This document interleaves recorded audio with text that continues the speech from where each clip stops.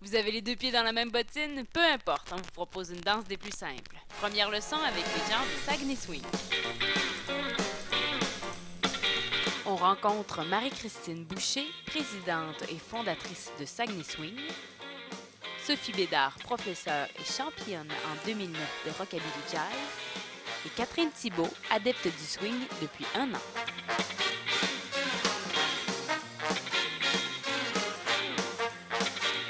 Ça fait depuis 2004 que tu pratiques le swing et tu es présidente de Saguenay Swing. Pourquoi avoir apporté cette danse-là au Saguenay?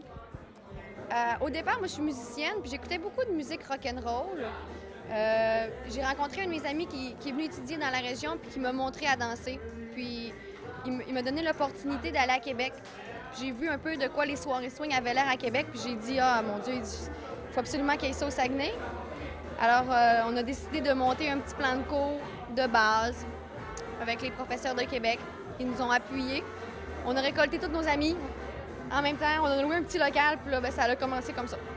Parce que Saguenay Swing, c'est des soirées, mais c'est aussi des cours. Il y a plusieurs types de danse qu'on peut apprendre, hein? Oui. En gros, le swing, c'est une grande famille. La famille comprend plusieurs branches. Les branches, il y a le East Coast Swing, il y a du Lindy Hop, Charleston, maintenant le Rockabilly Jive, il y a du Balboa, il y a du Shag, il y a de la danse solo, on peut même aller jusqu'au blues. Il y a plusieurs styles qu'on peut exploiter. Et la grande particularité, c'est que c'est une danse qui est complètement leadée, qu'on appelle, en fait, qui est guidée par le partenaire. Donc, c'est que de l'impro. Et puis, le but est en fait, c'est la cavalière qui doit suivre le cavalier toujours. Donc, c'est que de l'improvisation, que de la musicalité. Alors...